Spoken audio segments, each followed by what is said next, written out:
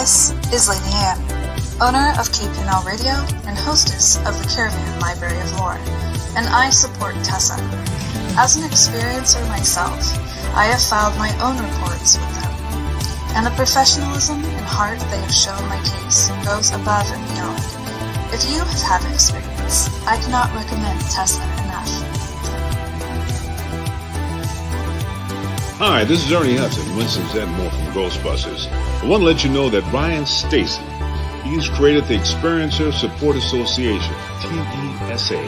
You can check them out at www.tesacan.org. Now, they investigate paranormal, UFO, and provide support to experiencers. But you can check them out at, like I said, www.tesacan.org and see for yourself if they're really Ghostbusters. I can tell you this, they are a non-profit organization. Good luck, have fun, and keep it blessed.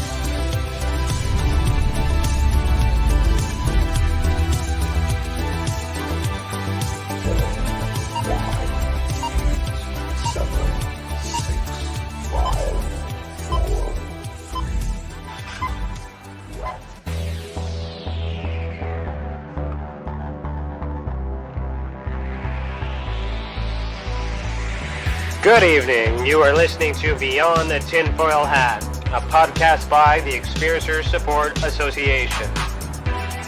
TESA is a UFO, paranormal, and Cryptid investigation association. We investigate everything belonging to the global phenomenon linked to highly strange and unexplained experiences. We also connect experiencers with other experiencers, creating a safe, positive environment to engage and discuss this phenomenon without judgment, criticism, or retribution.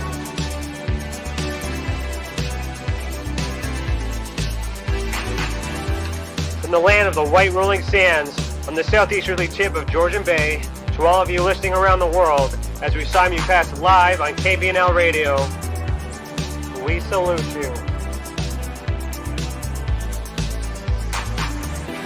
If you want to go back and listen to our previous episodes, go to youtube.com/the Experiencer Support Association. Do us a favor and hit that subscribe button and ring that bell to be instantly notified when we are live, not only for these episodes, but every single element TESA has to offer. On our website, tesacan.org, we have something for everyone. We have support for experiencers, data for independent researchers, and places to advertise for professional partners. This live portion of the show will run for about 45 minutes. We'll have a commercial break and then spend some time answering some of your questions in the comments. The show will continue immediately after on Patreon for our private members, so head over and become a member for the unclassified tier and receive additional content from this episode and so much more for only $7 a month. To all Patreon members, you are awesome, and thank you for helping us heal the world. All proceeds go back into the mission and will continue to help us create educational content for you and your family. Become a member today by going to patreon.com/the Experiencer Support Association. Also, if you're joining us live on Facebook or Twitter, head over to our youtube.com/the Experiencer Support Association if you want comments read out in the chat. We're only answering questions on YouTube, so head on over, hit that subscribe button, and start chatting. If you can't stay for the entire show, don't worry. Every Monday, we will upload the audio file to our podcast network for you to take us on the go. Okay, you ready? Let's get started.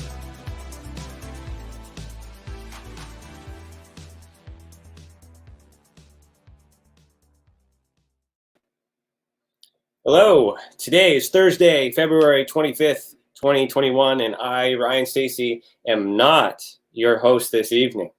Tonight is a very special night, and I am joined with the maverick cryptozoologist, Alex Mistretta, and Alex will be interviewing our guest tonight. Our guest for Season 3, Episode 5 is Ed Brown. Ed is a seasoned researcher in the cryptid, paranormal, and ufology fields. He has personally visited such sites as Area 51, Skinwalker Ranch, the Villisca Axe Murder House, and even the Amityville Horror House. Ed is the host of the popular YouTube show Sit Down with Ed Brown, where he has interviewed some of the top names in the world of Bigfoot. His passion started early as he couldn't resist the mystery surrounding the unknown, and he is a believer that every encounter or story is just one more piece of the puzzle that could be solved soon. So Ed and Alex, put on your tinfoil hat. We're about to go down a rabbit hole. How are you guys doing this evening? I'm doing great. What about you, Ed? Ed's on mute. Appreciate you guys the invite, man. That's a good start. It's all good. You're here. Yeah, no, I appreciate the invite. All right, It's Alex. gonna be a lot of fun. Perfect. So I'll let Alex take the lead here, and if you need me, I'll chime in or I'll interrupt. I don't know. We'll figure it out. Yeah. So for you guys that don't know, Ed and I go back a little bit. We're actually friends, like for real. You know, I have a small circle of investigators that I really trust, that I would always pull into whatever I'm doing, and Ed is one of those guys. So thanks, Ed, for being on with me. Well, no, I appreciate it. I appreciate the invite, and I appreciate what you just said. I feel the same way. Alex is a great guy, and we've already kind of done a few things together, and it's always interesting, man. Always interesting, you know. Yeah. So like tonight, like, you know, we've been kind of teasing the show for a bit, and it's mostly we're going to talk about the Amityville horror, because Ed has a source that no one's ever heard of before, that lived in town. One of his best friends was best friends of DeFeo Jr., who was actually the murderer of the original murder. And but before that, Ed's done so much things.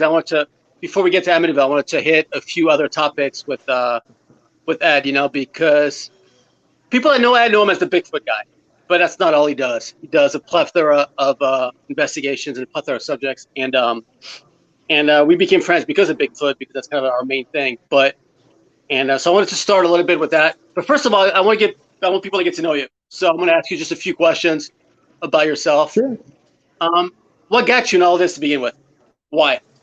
Wow, you know, it as the bio said, you know, it's that mystery of the unknown. You know, it's, you know, I think anybody with the desire or will to just kind of figure things out and do research and base opinions based on what you're finding as opposed to what people are telling you, you know, that's kind of what got me stuck in it. Even though I was young, you know, I remember I was first time I saw the Patty video, you know, the 1967 Roger Patterson and Bob Gimlin video of Bigfoot walking through the creek. Man, I was hooked. You know, like, wow, this is crazy. This is great. You know, there really are monsters. And a few years later, I read the book Amityville Horror. It scared me to death. And then I saw the movie. It scared me even worse. You know, I was so you know, it's all these things together. You know, so I want to go to these sites and check places out and see it for myself, and, you know, base my own opinions on what I see myself. You know? So it's a lot of fun. What was your first interest though? Was Bigfoot your first thing, or just? I would say Bigfoot's what got me going, but today I'm you're absolutely right. I jokingly say I'm trapped in that little Bigfoot box. You know, that's the only place anybody really knows me, you know, but which is fine. But my real passion is the paranormal. I love going ghost hunting. You know, it's just a lot of fun. You know, you never know, even if you don't get anything, it's just a lot of fun.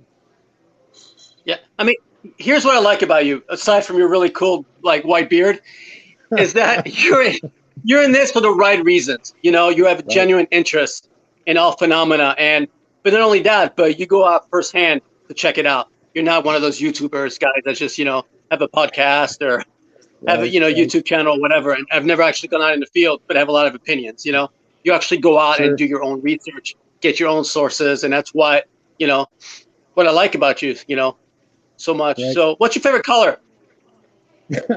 Red, actually. Me too. What's your favorite animal? White. What's your favorite animal? Bigfoot. Oh, that's best answer ever. What's your favorite band? Oh man, Queen rocks. Queen. Oh, Queen Rock. You don't know this, but I grew up around those guys. I used to go to Roger, the drummer's house, all the time as a kid. I knew Freddie was friends with my mom, so. No kidding. I knew these guys a little bit, yeah. Awesome. Yeah, we never talked about that, yeah. No. Well, speaking of bands, so, yeah. No, great band, you know. I still remember when Freddie died. It was a tough time. But, so speaking of bands, hypothetical questions. People can get to know you a little bit better. You're stuck in hell. Right. My what? And you have to listen to you're stuck in hell, and you have to listen to only Canadian bands. So do you go with Nickelback or Justin Bieber? Nickelback. Can I have I would be questioning? Yeah, I would probably be first to listen to Justin Bieber, but I would rather listen to Nickelback. Nickelback. All right. So, all right. Now let's get to some serious stuff. How about Rush? How about that? How about Rush? You want to talk about Queen? How about Rush? Rush. I'm Canadian, by the way. Are they Canadian? Really? I didn't even know that. Nice. Yeah. Of course not. Carry on. So Bigfoot. So before we get to Amityville, I want to touch on two different topics: Bigfoot and some of the Florida stuff that we've talked about. Obviously, together a lot. Right. So what's your favorite Bigfoot spot? Southwest Oregon just has some really good territory. A lot of really credible sightings. I've been there myself. I've had some interesting stories, I guess you could say. I had a what we call a bluff charge.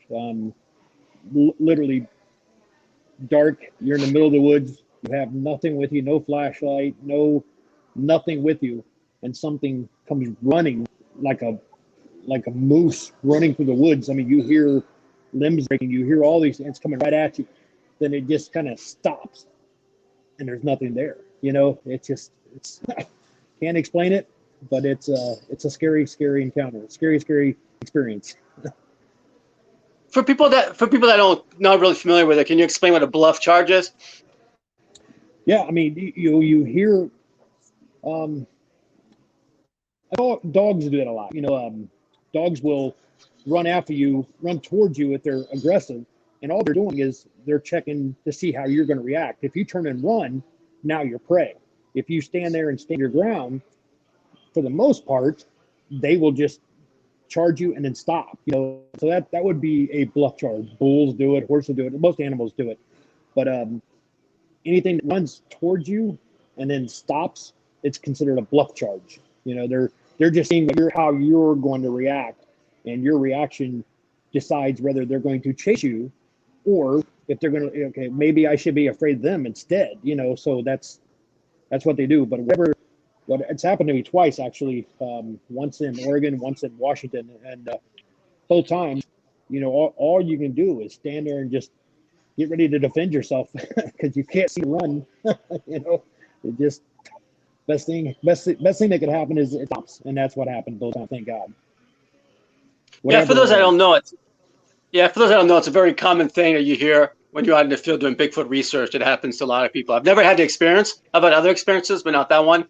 It's also something really common in gorillas, for example. What they'll do, it's a territorial thing. If you get too close to their territory, they'll bluff charge, stop. And what you want to do is look down, because that's a sign of you being submissive. If you look at it in the eye, that's a sign of aggression. And, bad things happen at that point, so. Yeah, and don't show your teeth. Yeah, don't show your teeth either. Don't go. Never. Yeah, it's not, So you want to be as submissive as possible. Yep. So is this the is this the spot you've been telling me about for the last few years that we've been talking about going to, or is this a different spot? Yeah, I definitely want you to go up there with us. It's a really interesting location. It sits at, without giving the exact location away, I'll say it's pretty close to Mount McGothlan, which is in southern, pretty much south central Oregon.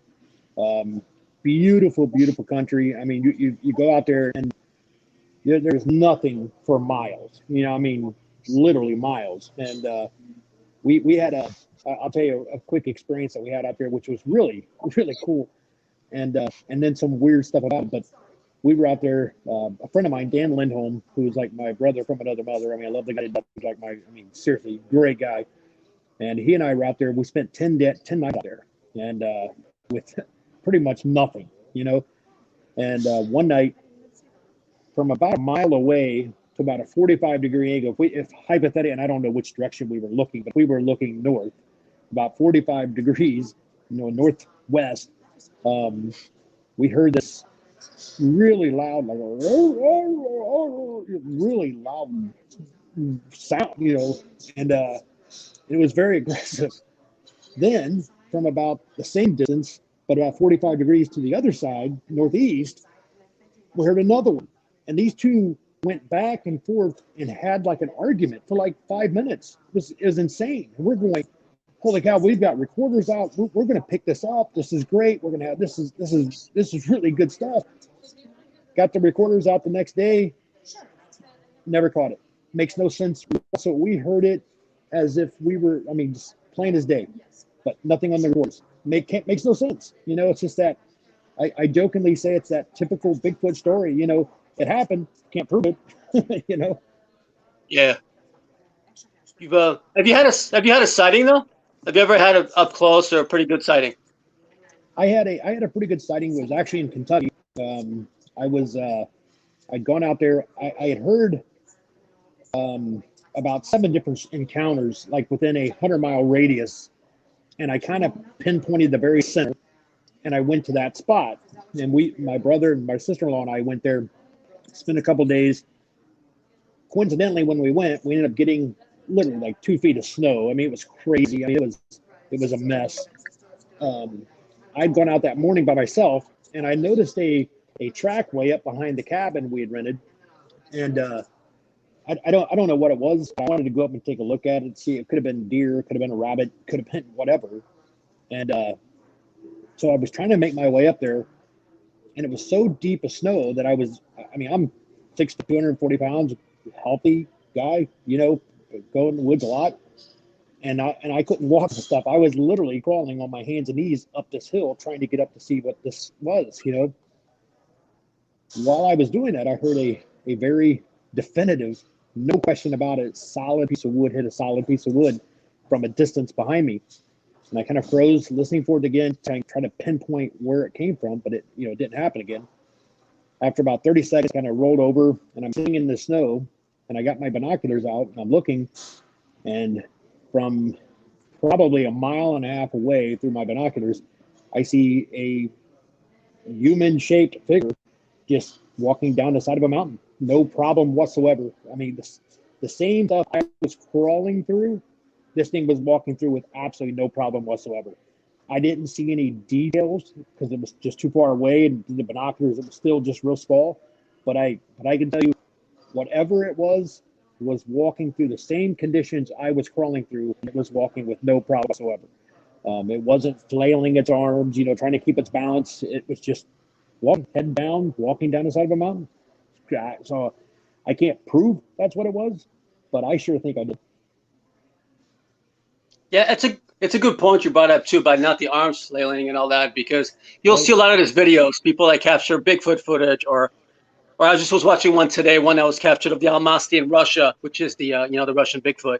Oh, and yeah. When you see a lot of this stuff and the arms going around in the snow, usually it's a guy in a suit, because they're not accustomed to walking in that kind of environment. Exactly. And Ed brings up a really good point about crawling on his knees, because people don't realize how hard it is to get around when you're deep in the woods for us, right?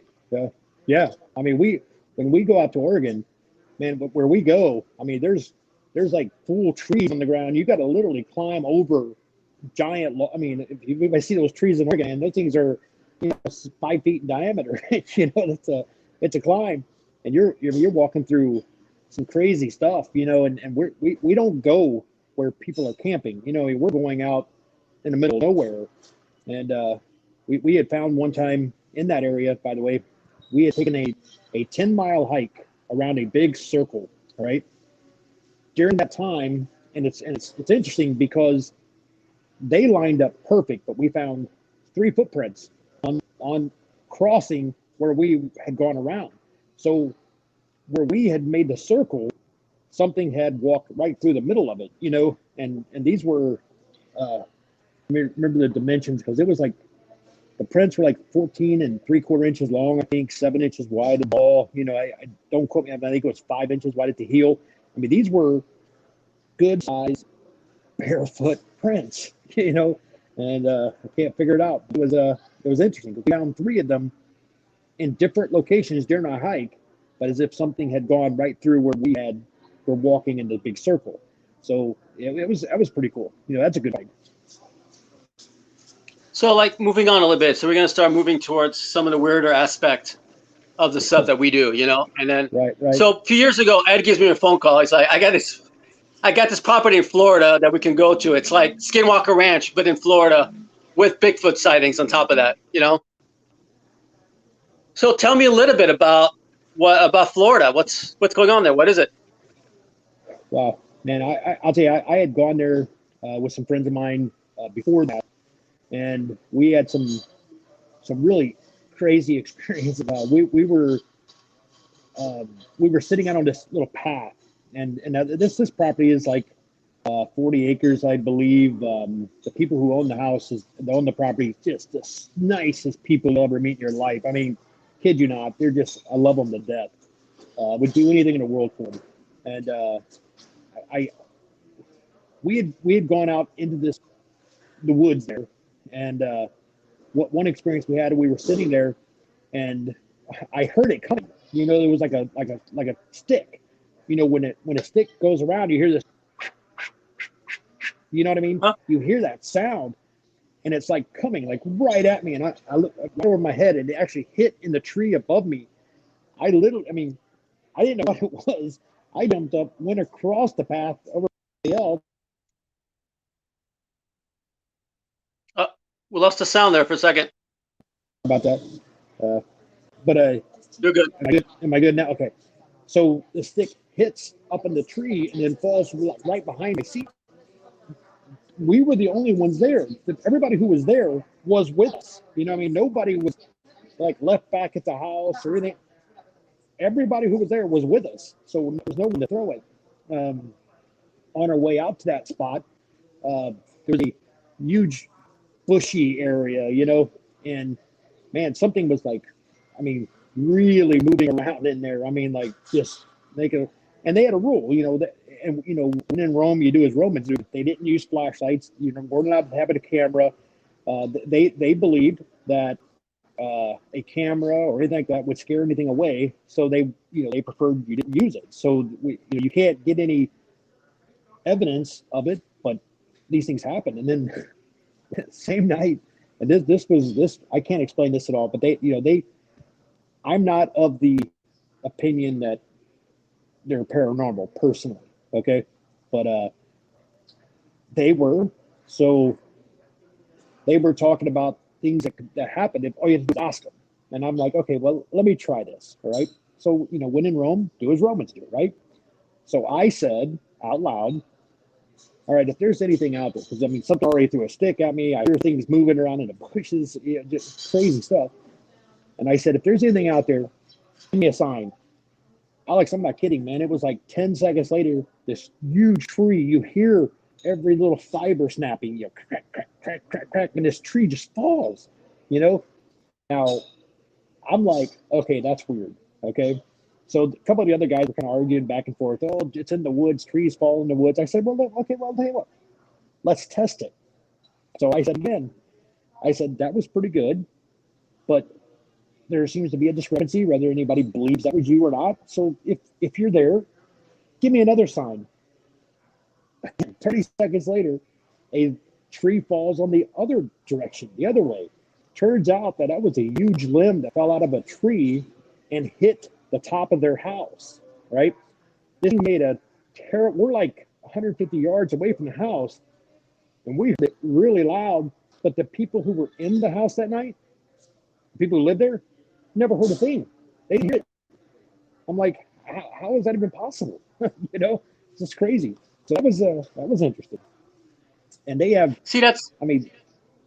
good. I was going to chime in, like the ladder is really interesting, and that's a really big point when you do a lot of investigations, is something violent will happen, and this happens a lot in poltergeist cases, where there'll be things flying around the room, or there'll be like the couch that gets thrown against the door, and there'll be no sound. It'll be only certain people will hear it. You know, person in the room, somebody right next door won't hear anything. You know, it's something that we've encountered more than once. You know, and while we're in the field. So I just wanted to, bring that up. So, because there's poltergeist activity, right, on at the location.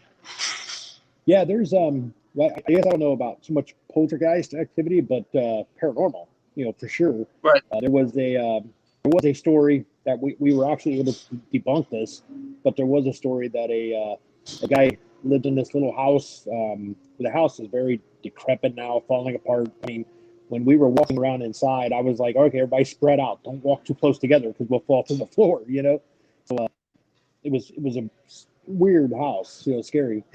And while we were in there, I left a recorder. We all left the house. Just to make a long story short, we all left the house, but I left a recorder sitting on the floor in the living room on top of a bag, actually. And everybody goes outside. We have this really crazy experience outside. We might want to save that one later. That's really cool. And so we had this crazy experience. Later on, when I get the recorder and I'm listening to the recording, there's like an old sofa in there that's kind of falling apart, but it sounded like it had moved like 6 inches. You hear something drag across the floor anyway, and I just assume it's a sofa. I don't know. You hear something slide across, and then a voice, plain as day, said, "They're outside." Like nobody was even close to the house. It's just a great piece of evidence. And that's why we do it.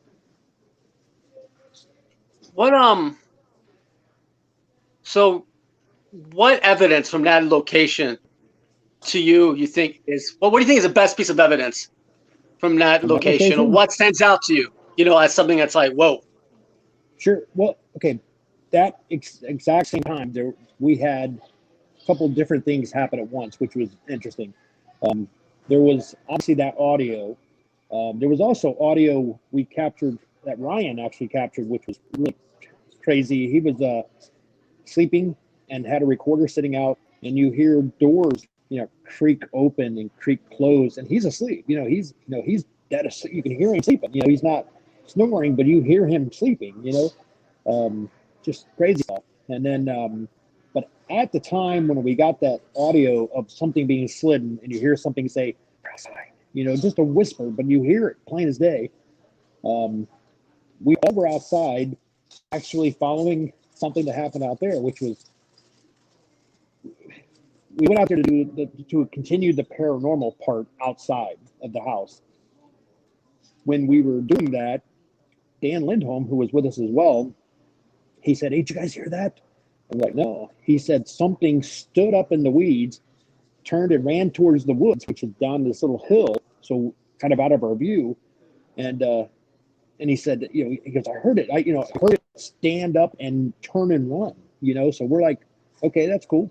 So we get the night vision goggles out, and sure enough, there is a heat signature of something had kind of gone down the hill, turned, came across, and then back up the hill into a different location, and looked like it was like laying on its belly with its head just over the top of the hill. And we got a really good picture of that from the FLIR. And I actually took that to an artist friend of mine. His name's Montoya, Michael Montoya. And he actually did a drawing over top of the FLIR image. And there's no question what it is. And that's not me just assuming that's what it is. I mean, that's what it is. It's a head. It is a head. You can see eyes. You can see the nose. You can see it's like the hand is underneath. It's like this. It's sitting like this. It's just crazy. And then when we scanned back across, it was gone. So whatever it was left. So we go back the next day and looked at that spot, and we were actually wrong. We thought that it was down the hill farther, and it was standing. Okay, from that night. The next day, once we got there, we started looking at it. Then we realized what had actually happened. It actually came back up the hill, so we were looking in the wrong place. But it was pretty cool. And that was my favorite piece of evidence from that trip. Besides Ryan's experience, which to me was a great experience, but to Ryan it was not. So I feel bad for him because of what he went through. Yeah, so I'm going to let you tell a Ryan story, but for those out there, for the record, I've seen pretty much a lot of the evidence Ed is talking about, and it is pretty impressive. And Ryan is also another guy that we work with that I really trust 100%. And if he tells me something happened, right? So yeah, class. With mind, tell me the Ryan story real quick. Well, we were staying in what they call the Sugar Shack, right, which is basically a shed, and it was supposedly the most active spot on the entire property. They've had people staying in there one night who saw a silhouette outside the window of a hand reach up and turn the light bulb and turn off the porch light. They've had things try to get in the door, just some crazy experiences before we ever got there. And one particular night, Ryan decided the homeowners had friends staying for a while, and when the friends were gone, they invited us to stay in the house if we wanted to. I didn't want to. I want to be down there where the action is personally, Well, Ryan, he was ready to go to the house. He's a great paranormal guy, not so much cryptid guy. You know what I mean? Yeah, right. Yeah. So he walks. We walked down to the Sugar Shack, and he grabs his phone and some other things, I guess a night bag or whatever. And it was funny because when and he said it's the only time I ever said it the entire time. But as he left, I said, "All right, man, be careful," And he says, "All right." So I just closed the door. After about 10 or 15 seconds, I heard what to me sounded like somebody just, hit a car alarm, like hit the horn, to turn on to lock your door or whatever, which in hindsight was kind of weird because we're in the middle of nowhere. I mean, nobody's going to come break into anybody's car anyway, but that's what it sounded like. So I just assumed Ryan, as he left, just took out his keys and locked his car door, thought nothing of it. He gets up to the house and he calls me and he says, "Hey, you got to come up to the house." And I said, "Boy, what's going on?" He goes, No, you got to stay at the house tonight. Just get your stuff, come up here." And I'm like, "Oh, I'm good. I'm fine." And he goes, No, seriously, man, you got to come up here. And I'm like, "No, I'm good." And he says, "Man, something just screamed at me." And I'm like, "Really? Cool. Awesome." I was excited. I didn't realize what it did to him, And so I stayed down there. Nothing happened the rest of the night. Nothing that I caught anyway. And the next day, Ryan's telling me what happened. And when he left, he went out the door and got up on the driveway, which is all sand, by the way. And something from behind him on the other side of the Sugar Shack screamed at him. And he said it was like a hyena type scream, the way he describes it.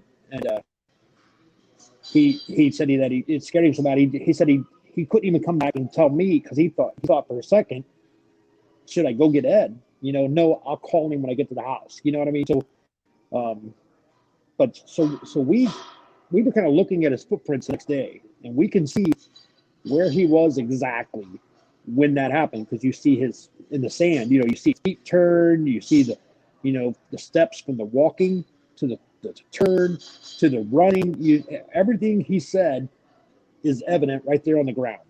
All the evidence is there. So that was a pretty scary event for him, and I felt bad for him, because it did affect him, and I feel bad about that.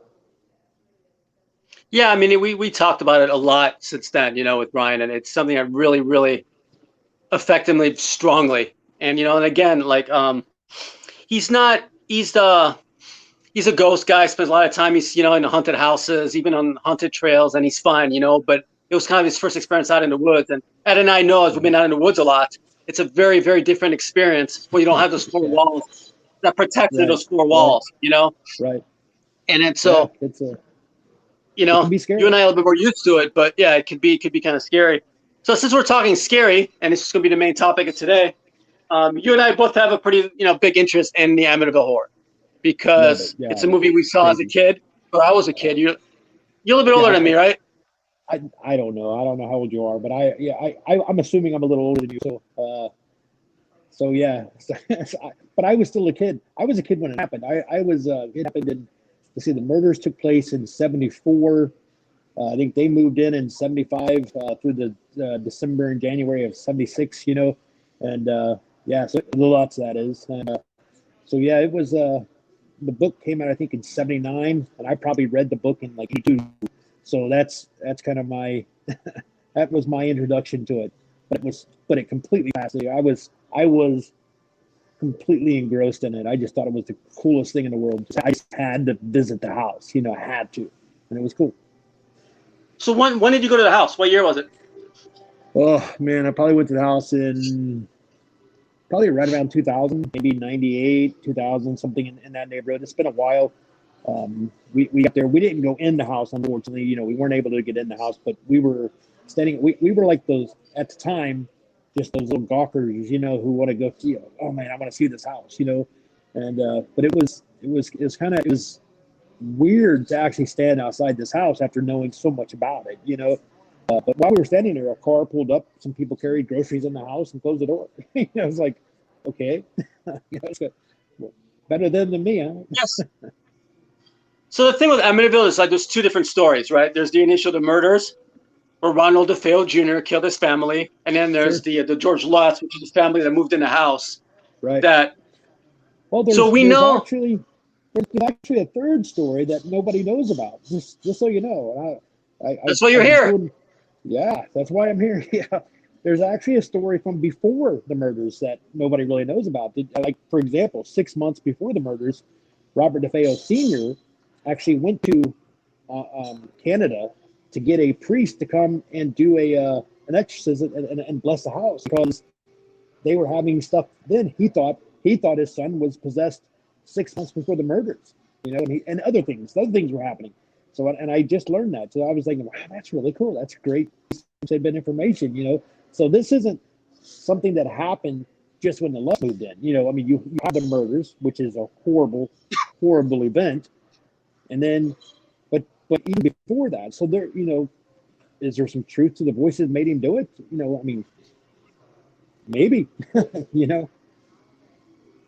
So for maybe people listening are not 100% familiar with the story, tell me a little bit about, you know, the murder and what happened. Yeah, it was November 13th. Robert DeFeo Jr. In the middle of the night, 3:15 a.m. by the way, and that's important later. But at 3:15 a.m., basically executed his entire family. And there's some interesting things. He shot every one of them. Every one of them was laying in bed, face down. The mother was the only one who was shot in the head. All the others were shot in the back. There was evidence that Dawn, who was the 18-year-old sister, could have been, I'm not sure, but could have been murdered somewhere else and put in bed. But there was nothing positive about that. But he shot everybody in bed with a .35 caliber rifle. I can't remember the name of the rifle, but it was loud. Marlin, it was a Marlin. It's yes. a Marlin 336C. It's a deer hunting rifle. That's very loud, by the way. Yes, Marlin. That's I couldn't remember, but for some reason, you would think. I mean, when they ran tests later, the shots were heard blocks away. Why? You have to wonder why.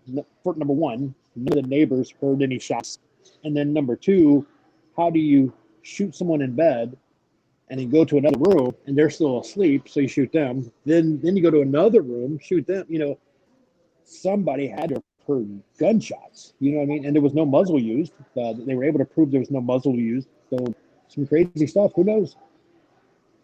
And yeah, also the hypothesis that they were drugged was actually false. The police ran a taxonomy on everybody that was shot, and there's no traces of drugs in their system whatsoever. Yep. No sign of any drugs used to subdue someone. Yeah, go ahead, Ryan. Yeah, so I'm just thinking here. I'm a private investigator by trade too, so I didn't know if you knew that. But I'm just thinking of linking the facts here, and with that new piece of information, you're absolutely right with the sound. Like that's a huge, most important detail, because if they were awake, there's plenty of time for them to be startled and to get out of the house.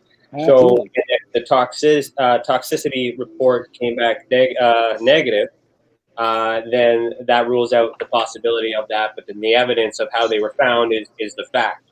So with that new tip or that new piece of information with the paranormal possession type theory activity from the senior prior, what would your hypothesis be or your theory be if you were able to link those together with the same end result? Would that change? What do you think?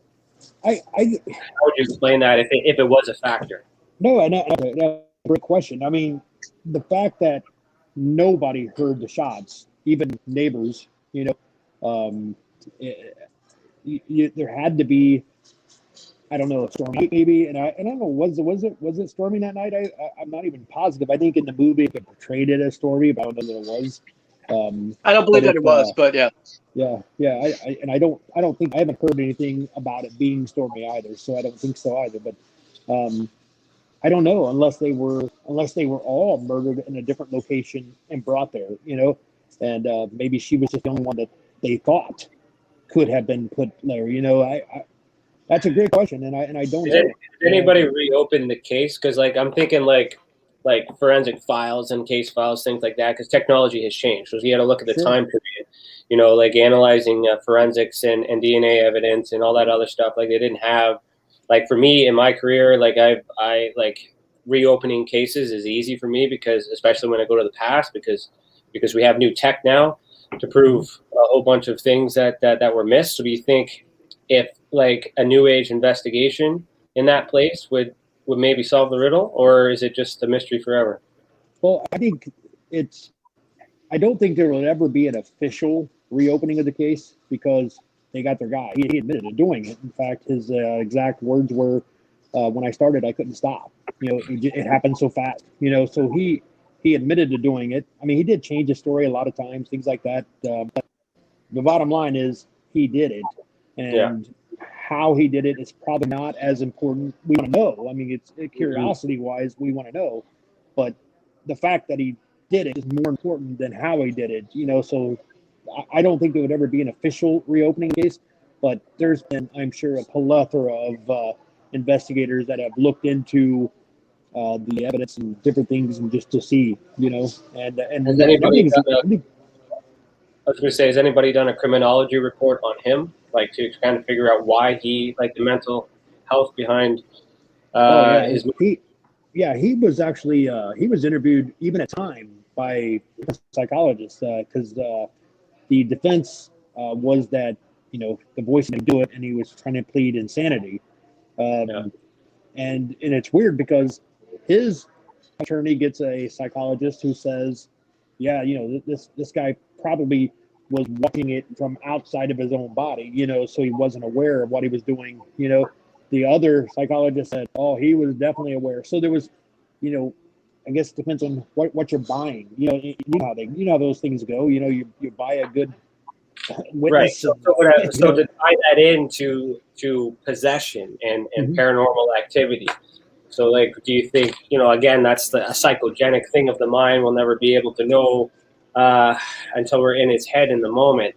But with that paranormal suspicion prior, that new piece of information that you shared today, I mean, that would probably, in my opinion, strengthen the possibility of him being possessed. Sure.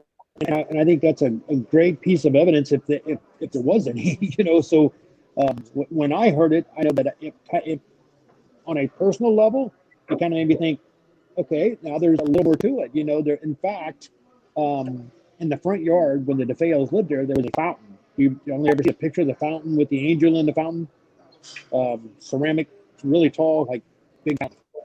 I think that was Robert DeFeo Sr. actually bought that as a way to ward off these evil things that are happening in the house already, so that was and these are things that no one's ever really talked about, and I think it's kind of cool, and it does lead to at least the possibility that let me back up for just a second. Right, when something takes a hold of somebody and it changes their personality, there's a history of that.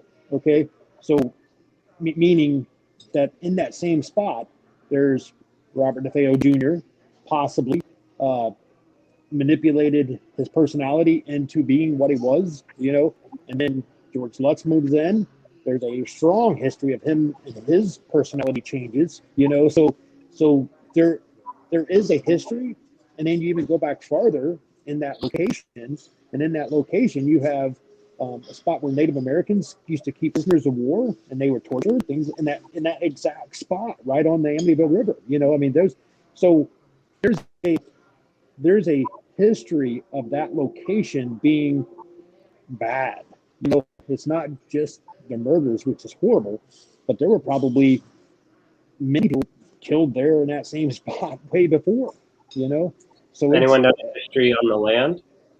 That's what I'm saying. Yeah, that piece of land was used as a, literally that spot was used as a, from my understanding, it was like a Native American like prison, basically, where they kept prisoners of their own wars, and they were torturing people and killing them. I mean, in that same spot, obviously years before. I think there was one of the original homeowners, I believe, she died in the house, not the house, a house built in the same spot. There was another house built there before, which was obviously torn down and built up when the whole neighborhood came up. But so there's been a history of death in that location, and some of it was very violent. Besides the DeFeo murders. Cool. See, this is the main reason I wanted to have Ed on for this show. It's because we don't focus enough on the DeFeo murder side of the story, which I've always felt is really important because it leads into everything else, Sure. And this is something, for whatever reason, people don't focus on because it's not as exciting, and there's not a whole lot of paranormal aspects to it, aside from what we just mentioned. And Ed and I have talked about this, and there is, but people don't know about it, So right. This is, this is why I wanted to focus on that. And I didn't mean to interrupt or take over, but it's new to me. I haven't heard that. No, this is where we were heading anyway. So I'm glad you stepped in, because that's what I wanted to cover with Ed. So perfect. So I'm gonna put a pause right there because I got to read my little thing here for commercials. Okay, so we're gonna continue after a message from our professional partners. Also, remember you are listening to this live on KPNL Radio. If you're listening to this live on KPNL Radio or a future podcast, head over to youtube.com/the Experiencers Support Association so you can see the video that's going with the audio. Remember, you are listening to Beyond the Tinfoil Hat, a podcast by the Experiencers Support Association. And for the record, Rush is the best rock band ever. Ryan is one of Canada's leading new UFO investigators. He conducts and oversees UFO investigations on a constant basis, and was really taken by his research. He's compiled a tremendous amount of data regarding UFOs in Canada. And just as interesting, he really goes over how UFO investigations are done and what are some of the mistakes that people make when they submit evidence. Note for starters, don't edit your videos or photos before you send them. If you want to hear more follow-up conversation between Ryan and myself, you can go to richardolanmembers.com, where we have a candid conversation on ufology, the paranormal, and more. And remember, while we learn and grow and search for the truth, let's be good to each other.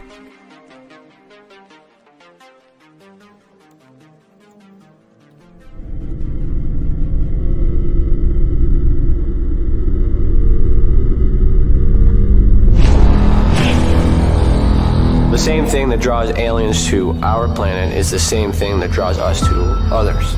Exploration, curiosity, sustainability of life. That's why we go. It would make sense as to why they're visiting here. Travis! Quit playing around, man. Get back here. Travis! The last thing I remember was this numbing shock. Stunning sort of a feeling. Very powerful. Get away from me! I was just out of my mind with fear, just screaming the whole time. It's been theorized that aliens prefer remote areas because they don't want to attract attention. Whatever it is that they're doing, they would want to do that in a less populated area. There are multiple accounts of the same thing from people from all over the world. people do not know each other, do not live in the same cultures, and they're all looking up, they're all seeing things in the sky. So it would be naive of us to think that we're alone in the universe.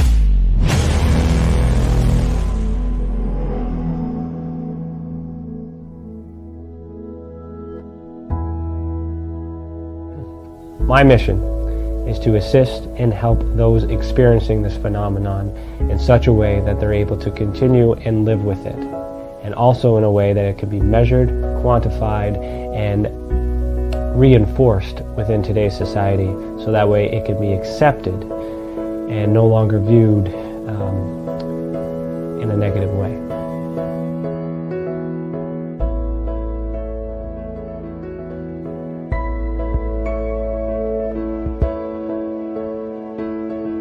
One thing that I do value in people is the ability to sense and feel when something is right and when something is wrong. That is a natural ability that we all share.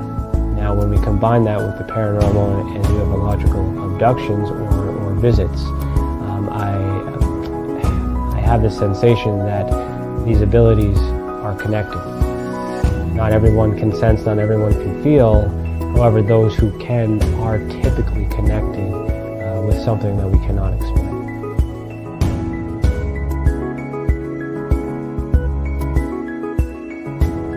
And part of my research is not just to investigate the experience, but it's also to understand and study the experiencer to find out what they have in common with other experiencers, to try to figure out what the actual makeup is in order to be on that spectrum. There's a lot of it happening all over the world, and I do not know of any other study that is focusing on the individuals as people, only the phenomenon. Okay, welcome back. You are listening to Beyond the Tinfoil Hat. If you're enjoying this episode so far, head over to patreon.com/The Experiencer Support Association and join the unclassified tier for only $7 a month. Your membership will get you at least an extra half hour of this conversation, along with a bunch of other perks for becoming an insider.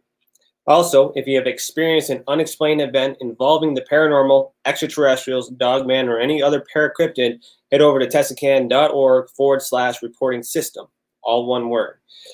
The more reports we get, the more we will understand this phenomenon and how it affects our people. Let the others who have already reported be that example that proves we are making a difference. If it wasn't for these reports, we would not be able to do what we do, and for that, we thank you.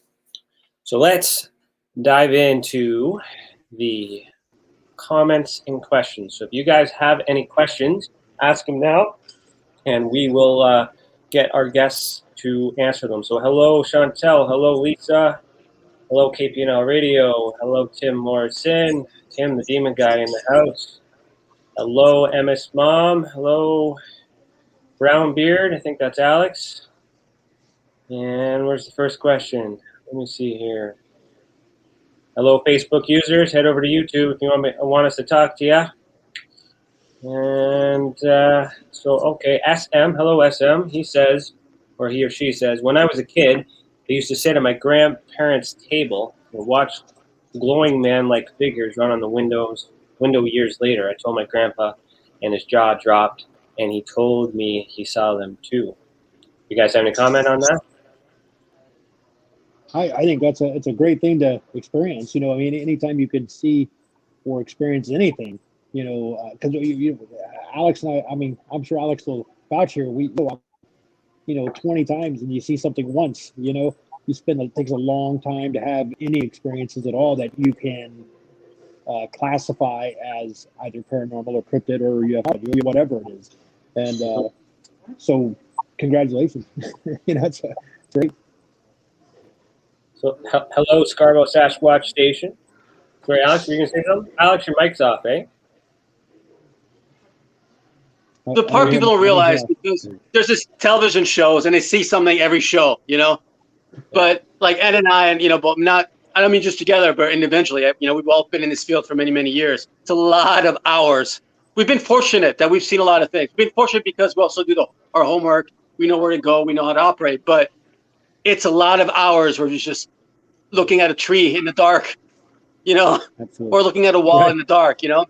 Yeah, So, Brownbeard had said to that too. Your senses are heightened in the dark. You hear more clearly and you smell better. Absolutely right. Absolutely and then right. Chantal had said earlier, I feel like ghost or spirit are easier to accept than cryptids and stuff. How do you feel about that? It says, I feel like. Oh, sorry. It's okay. The question was, the statement was, I feel like ghost or spirit are easier to accept than cryptids and stuff. Well, yeah, I mean, that's you're exactly right. I mean, you look at the I don't know, I guess for lack of a better word, the size of audience in each genre. You know, Bigfooting or cryptid is a very, very small audience.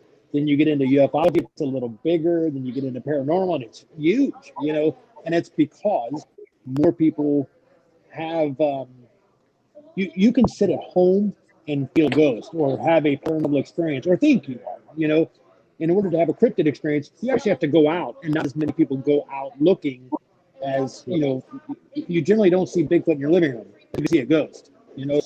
So yeah, there's definitely a much larger audience in paranormal than there is in cryptid or ufology or anything else. Is that right, Alex? Is that how you would put that? Yeah, absolutely. I mean, millions of people around the world throughout history have recorded encounters with ghosts or spirits or whatever you want to call them, you know, versus there's a lot of cryptozoology. A lot of people have seen Bigfoots, I mean, all over the world, right? From medieval Europe, we used to call the wild man, to even on, you know, cave paintings and all that, but it's much rarer. And there's a lot more misconceptions about what cryptozoology is, what cryptids are versus what ghosts are. And, you know, the thing is, if you're going to go out in the woods, you have to go pretty deep in the woods. You know, if you want to, you have to have a certain amount of skills in wildlife. You have to know what a bear track looks like. There's a little more knowledge behind it. There's a little more methodology. There's a little more, you know, there's a little more education behind how to function and how to see something in the wild, you know? So it's not, it takes a little bit more work. It's, you know, it's a little more expensive. And you risk your life a lot of the time. You're exposed to the elements, to the wildlife. It's tough, you know? So there's a lot less sightings. Therefore, people hear about it much less, and there's a lot less interest. Sure. And I think one good way to put that is when you're looking at paranormal, the ghosts visit your house. When you're looking at kids, you have to visit their house, you know? So, and, you know, it's a totally different ballgame. Totally different ballgame. And it's weird because there's a lot more of a stigma, too, associated with, let's say, Bigfoot versus things that are paranormal. And I'll give you a perfect example. I was doing a couple independent studies for the University of Illinois at Chicago when I was an undergrad, and that just means basically just not taking any classes, just doing research and writing a long paper. And I did pretty well at school. So the head guy there is like, look, man, I'll let you do whatever you want. Anything, it's done. You've got your A, you know? And I said, Bigfoot. He's like, no, anything but that. I'm like, zombies. He's like, do it, done. So even zombies turn out to be, you know, more accessible to people than Bigfoot. Right. Yeah. Okay. Chantel had said Amityville, the movies are all scary. Do you have an experience there that was similar to a scene in the films?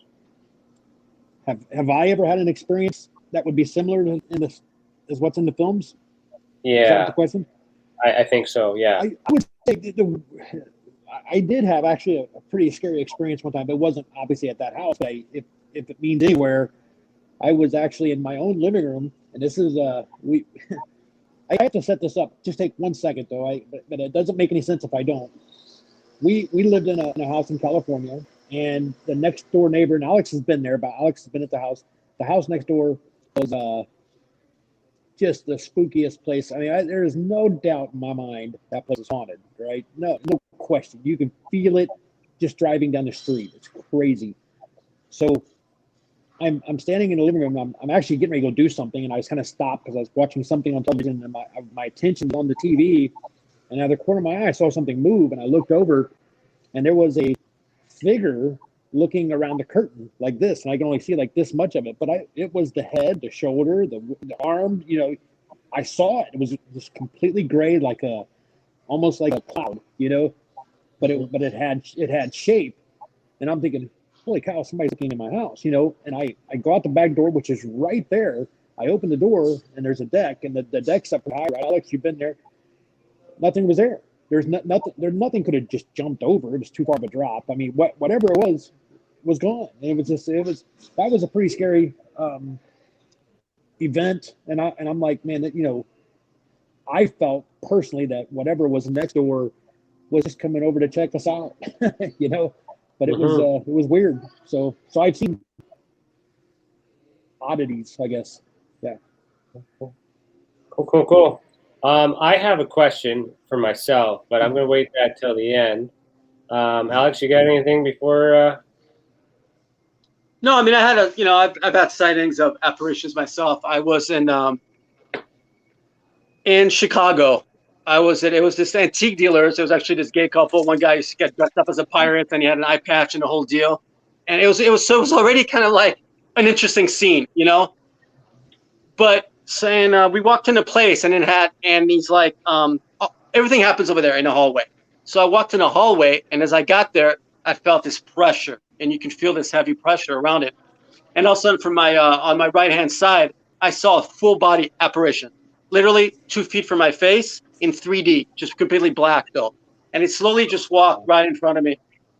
The whole thing maybe lasted 5 seconds, so I got a pretty good look at it. And I just stood there, and it just, like I said, in 3D, completely, just like completely black, but like a shadow, kind of off the ground, just, floated or walked right in front of me, and that was probably the most visual thing that I've seen from, from that modality.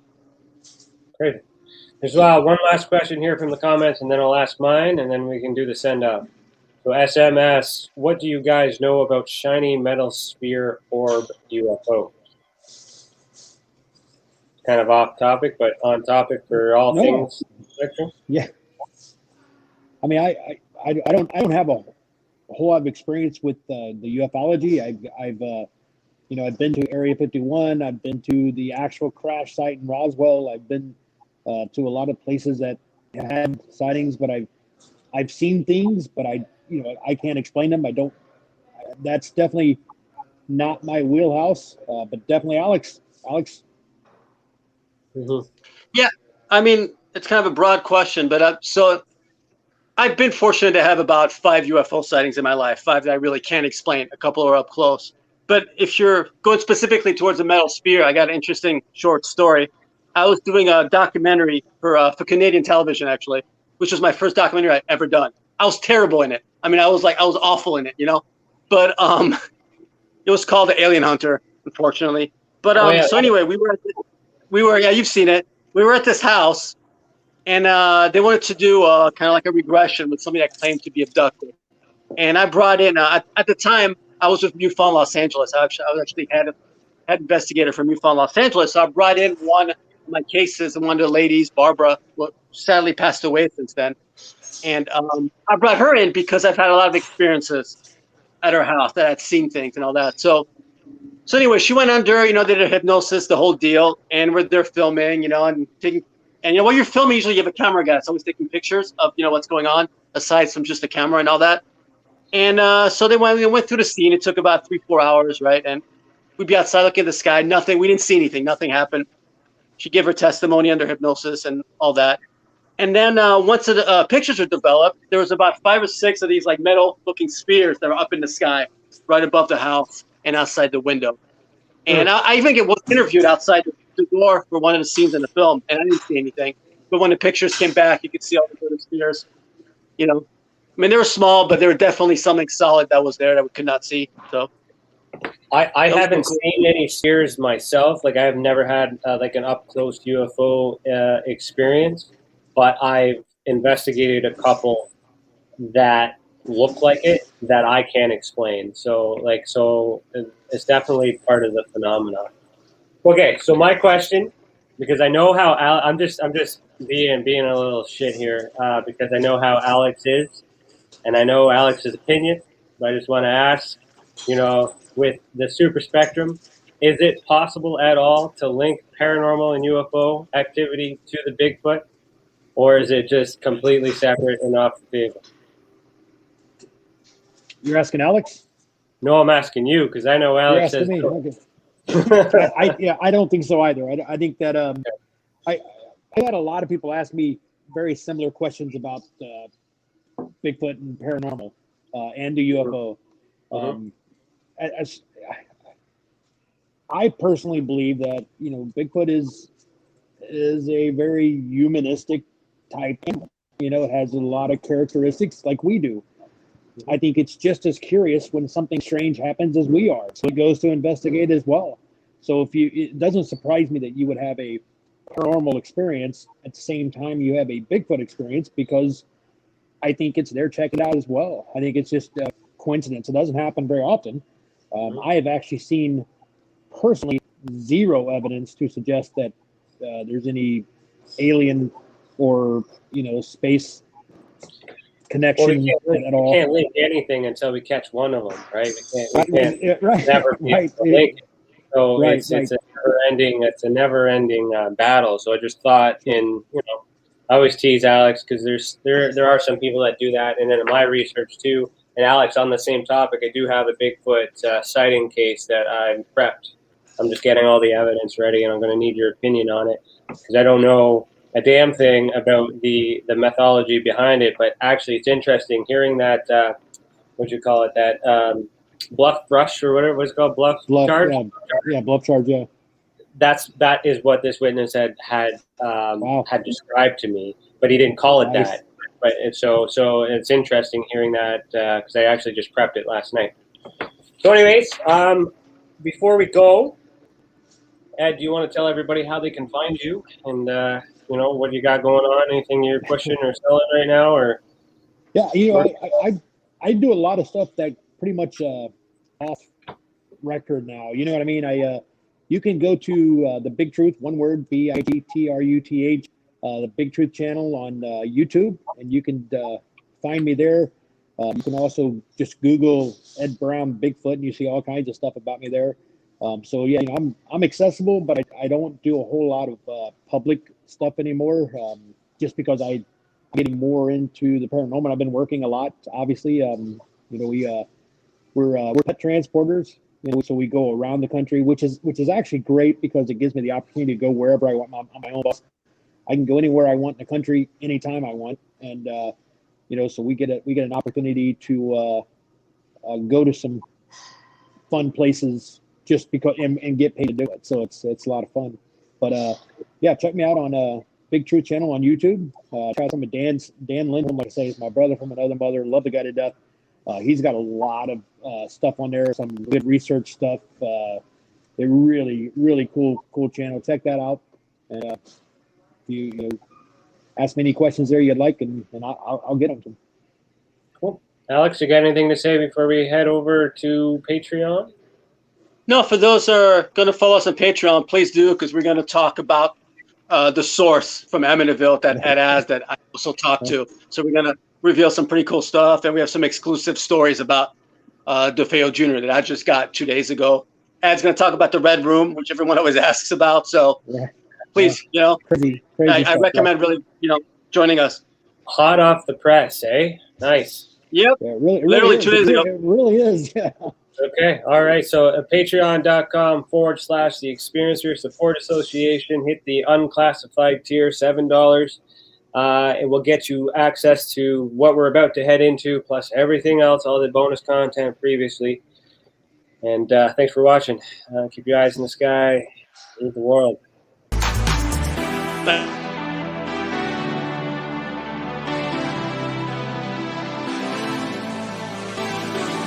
Tonight's episode was brought to you by the Paranormal Hangar, the official merchandising store of the Experiencer Support Association.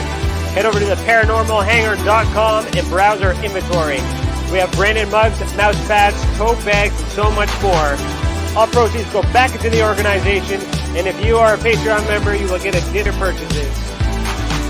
Remember, this conversation isn't over, just the free version.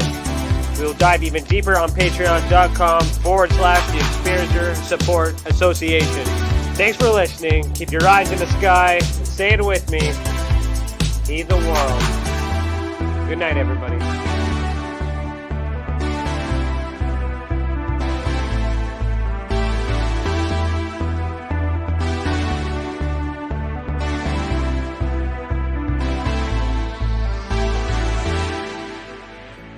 Hi there, this is Dave Scott from Spaced Out Radio, where together, my friends, we own the night.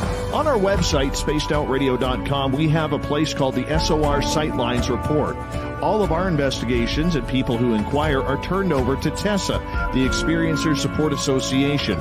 Ryan Stacy and his crew, what I like about them, they're independent. They're not working for anybody, and they want answers. We want answers for our listeners and people who inquire as well about their experiences. It's a great tandem, and we love being teamed up with TESA. If you haven't heard of us before, that's okay. We'd love to earn your listening ears. Join us 9:06 Pacific Time, 12:06 a.m. Eastern for 3 hours of live entertainment, 7 days a week.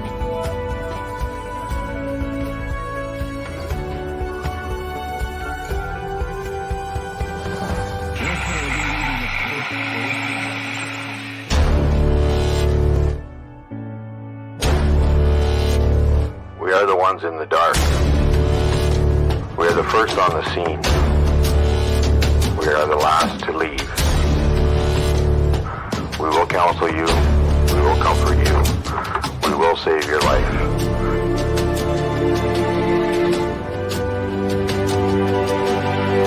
We are the unsung. We are the underdogs.